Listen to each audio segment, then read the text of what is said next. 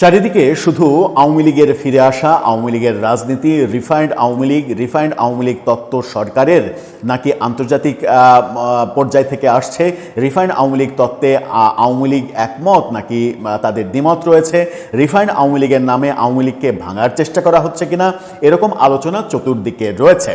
এই সকল আলোচনার মাঝে দৈনিক ইনকিলাব এটা নিয়ে একটা বেশ ইন্টারেস্টিং রিপোর্ট করেছে। সেই রিপোর্টে অন্তত 4-5 জনের সঙ্গে তারা কথা বলেছে যারা বাংলাদেশের নিরপেক্ষ রাজনৈতিক বিশ্লেষক। তারা বলছেন আওয়ামী লীগের ফিরে আসা কেউ ঠেকাতে পারবে না। আবার বিএনপিপন্থী বিশ্লেষক কিংবা বুদ্ধিজীবী তারা বলছেন কোনোভাবেই আওয়ামী লীগকে ফিরতে দেওয়া হবে না, এতে করে বিএনপির বিপদ হবে।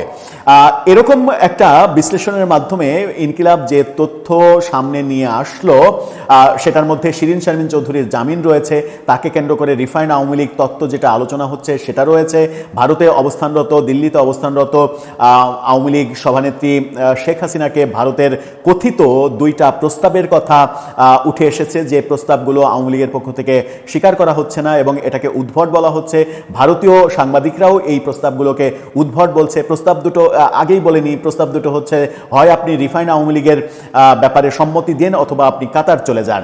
এই প্রস্তাব নাকি ভারত শেখ হাসিনাকে দিয়েছে। বাংলাদেশের একাধিক গণমাধ্যম সেই রিপোর্ট করেছে। সেই রিপোর্টের অস্তিত্ব যে নেই এটা ভারতীয় সাংবাদিকরা বারবার দাবি করছে। এরকম একটা মুহূর্তে রিফাইন্ড আওয়ামী লীগ কিংবা আওয়ামী লীগের ফিরে আসা তত্ত্ব নিয়ে কি গুরুত্বপূর্ণ কথা উঠে আসলো বিশ্লেষকদের মতে, সেগুলো একটু আলোচনা করে বোঝার চেষ্টা করব যে আওয়ামী লীগের রাজনীতিতে ফিরে আসা ঠেকানো আদতেও কারো পক্ষে সম্ভব কিনা।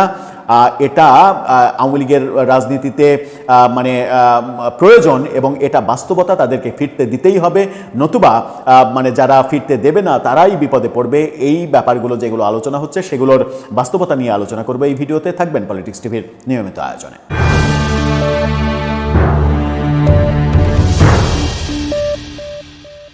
দর্শক, বলছিলাম আওয়ামী লীগের রাজনীতি, রিফাইন্ড আওয়ামী লীগের ফিরে আসা, এই ব্যাপার নিয়ে ইনকিলাব বেশ গুরুত্বপূর্ণ একটা নিউজ করেছে। তারা শিরোনাম করেছে এভাবে, এটাকে লিড নিউজই বলা যায়, রিফাইন্ড আওয়ামী লীগ আসছে। বিশাল মানে 8 কলামের শিরোনাম করেছে তারা, রিফাইন্ড আওয়ামী লীগ আসছে। কিন্তু এই রিফাইন্ড আওয়ামী লীগ বলতে কি বোঝানো হচ্ছে? মানে ইনকিলাব মূলত বলতে চাচ্ছে যে এই রিফাইন্ড আওয়ামী লীগ যেখানে আওয়ামী লীগের মূল নেতৃত্বের সম্মতি নেই সেই আওয়ামী লীগ আসছে। কিন্তু আমার মনে হয় না যে সেই আওয়ামী লীগ আসার কোনো বাস্তবতা রয়েছে। আওয়ামী লীগ আসলে যে আওয়ামী লীগকে আওয়ামী লীগের সর্বোচ্চ নীতি নির্ধারণী ফোরাম সম্মতি দেবে সেই আওয়ামী লীগই রাজনীতিতে ফিরবে।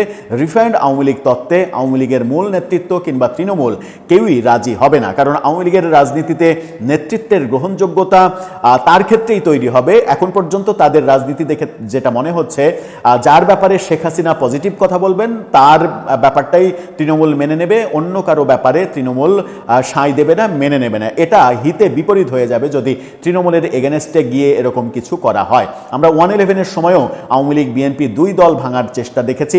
আওয়ামী লীগের সময়ও অভিযোগ রয়েছে আওয়ামী লীগ বিএনপিকে ভাঙার চেষ্টা করেছে। তৃণমূল বিএনপি সহ একাধিক বিএনপির নামের প্ল্যাটফর্ম তৈরি হয়েছে, কিন্তু বিএনপিকে ভাঙা যায়নি। আসলে এত বড় দলকে ভাঙা এত সহজ নয়।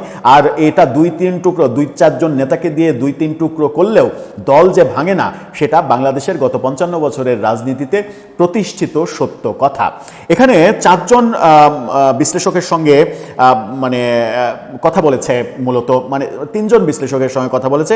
একজন হচ্ছে ছাত্রনেতা আব্দুল বাকের মজুমদার, তার সঙ্গে কথা বলেছে। এই 4 জনের সঙ্গে কথা বলে মাহবুব কামাল, সিনিয়র সাংবাদিক, বীর মুক্তিযোদ্ধা, তিনি বলেছেন দেশের রাজনীতিতে আওয়ামী লীগের প্রত্যাবর্তন কেউ ঠেকাতে পারবে না, একেবারে স্পষ্ট করে বলেছেন। এম এ আজিজ সাংবাদিক, তিনি বলছেন নির্বাচনের আগে বিরোধী দলেও জামাত অতি বাড়াবাড়ি করছে। রাজনীতি প্রসঙ্গে অনেক কথার মধ্যে তিনি এটা বলেছেন। আবার বিএনপিপন্থী ঢাকা বিশ্ববিদ্যালয়ের শিক্ষক নুরুল আমিন ব্যাপারী, তিনি বলছেন কোনোভাবেই আওয়ামী লীগকে ফিরে আসতে দেয়া উচিত নয়। বাকের মজুমদার ওই চট্টগ্রাম সিটি কর্পোরেশনের সাবেক মেয়র সম্পর্কে বলছেন চট্টগ্রাম সিটি নির্বাচনে মঞ্জুরকে মেয়র প্রার্থী করতে চায় এনসিপি। বাকের মজুমদার, যে মানে মঞ্জুর আলম আওয়ামী লীগের নেতা হিসেবে পরিচিত, সেই ক্ষেত্রে এনসিপি কিংবা জামাতের সঙ্গে আওয়ামী লীগের ব্যাকডোরে কোনো আঁতাত হচ্ছে কিনা সেই আলোচনাও রয়েছে। মূলত ইনকিলাব যে বিষয়গুলো তুলে আনার চেষ্টা করেছে সেখানে ইম্পর্টেন্ট ব্যাপারগুলো রয়েছে, সেটা হচ্ছে জুলাই অভ্যুত্থান এবং 12ই ফেব্রুয়ারি ত্রয়োদশ জাতীয় সংসদ নির্বাচনের পরে বাংলাদেশের রাজনীতি কার্যত আনপ্রেডিক্টেবল হয়ে গেছে। কখন কি ঘটে আগাম বোঝা খুবই দুরূহ। এর আগে এরশাদ আমলে এরশাদকে আনপ্রেডিক্টেবল বলা হতো। এরশাদ কখন কি বলেন, কখন কোনটা বলেন, আজকে সকালে একটা বলেন, বিকালে আর একটা বলেন, এই কারণে তাকে আনপ্রেডিক্টেবল বলা হতো। মানে এখনকার রাজনীতিটা অনেকটা আনপ্রেডিক্টেবল হয়ে গেছে।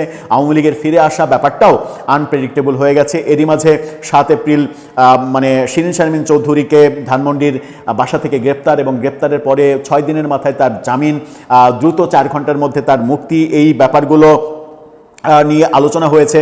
শিরিন শারমিন চৌধুরী, সাবির হোসেন চৌধুরীদের নেতৃত্বে দেশের রাজনীতিতে রিফাইন্ড আওয়ামী লীগ সক্রিয় করার চেষ্টা করা হচ্ছে। নির্বাচিত বিএনপি সরকারের অদূরদর্শী কর্মকাণ্ড ও জাতীয় সংসদে বিরোধী দল জামাতের জনপ্রত্যাশিত ভূমিকার বদলে রাজপথে আন্দোলন করে সরকারকে ফেলে দেওয়ার হুমকি এবং সাহসী ও লোভাতুর এনসিপি নেতাদের আবারও অভ্যুত্থান ঘটানোর হুঙ্কারে যে রাজনৈতিক অনিশ্চয়তা চলছে, সেই সুযোগ নিতে চাই রাজনৈতিক কর্মকাণ্ড নিষিদ্ধ আওয়ামী লীগ। মূলত আওয়ামী লীগ আসন্ন স্থানীয় নির্বাচনে নেতাকর্মী সমর্থকদের সক্রিয় করে তোলার মহাপরিকল্পনা গ্রহণ করেছে, যেটা একাধিক ভিডিওতে আমরা বলেছি যে আগামী স্থানীয় সরকার নির্বাচনকে কেন্দ্র করে আওয়ামী লীগের একটা বড় প্ল্যান রয়েছে। যদি আওয়ামী লীগকে নির্বাচন করতে দেয়া না হয় তাহলে সেই সিদ্ধান্ত বিএনপির বিরুদ্ধে চলে যাবে এবং আওয়ামী লীগের ভোটারদের বলা হবে তোমরা বিএনপির প্রার্থীর এগেনস্টে ভোট দাও। সেখানে স্থানীয় সরকার নির্বাচনে আওয়ামী লীগ বিএনপির একটা বড় ভরাডুবি হতে পারে। ভারত থেকে কম বিতর্কিত নেতাদের দিয়ে রিফাইন্ড আওয়ামী লীগ পরিচালনার চেষ্টা হচ্ছে। এতে শত শত কোটি টাকা ব্যয় করা হবে এরকম বলা হচ্ছে। অনলাইনে, সোশ্যাল মিডিয়ায় কন্টেন্ট ক্রিয়েটার কিংবা বিভিন্ন অ্যাক্টিভিস্টদের পেছনে টাকা খরচ করা হচ্ছে, এরকম তথ্য বলা হচ্ছে। এরই মাঝে এস আলমকে 5টি যে ইসলামী ব্যাংক মানে একীভূত করা হয়েছে, সেই ব্যাংকটা ইসলামী ব্যাংকে ফেরত দেওয়ার প্রক্রিয়া শুরু হয়েছে। অর্থাৎ মানে এস আলমকে ফেরত দেওয়ার চেষ্টা করা হয়েছে হচ্ছে। এখন এস আলমকে আবার ব্যবসায়ী মানে বৈধতা দেওয়া হচ্ছে। যে এস আলম আওয়ামী লীগের অন্যতম একজন পৃষ্ঠপোষক, অর্থনৈতিক দিক থেকে অনেক বড় পৃষ্ঠপোষক। আওয়ামী লীগের টাকার যেন সমস্যা না হয় সেই টাকার ফ্লোটা তৈরি করা হচ্ছে সরকারের তরফ থেকে এবং এটার পেছনে বিদেশি প্রেসক্রিপশন থাকতে পারে এরকম ইঙ্গিত তারা দিচ্ছে। মানে এই ব্যাপারগুলো তুলে তারা এনেছে। রাজনৈতিক বিশ্লেষক মাহবুব কামালের সঙ্গে তারা কথা বলেছে। মাহবুব কামাল খুব গুরুত্বপূর্ণ এবং মনে হয় যে সব থেকে গুরুত্বপূর্ণ কথাটা তিনি বলেছেন দেশের রাজনীতিতে আওয়ামী লীগের প্রত্যাবর্তন কেউ ঠেকাতে পারবে না। শেখ হাসিনা যখন বিএনপিকে খণ্ডবিখণ্ড করার চেষ্টা করেছেন, তিনি এভাবেই বলেছেন যে শেখ হাসিনা বিএনপিকে খণ্ডবিখণ্ড করার চেষ্টা করেছেন, তখনও বলেছি বিএনপিকে ধ্বংস করা সম্ভব নয়।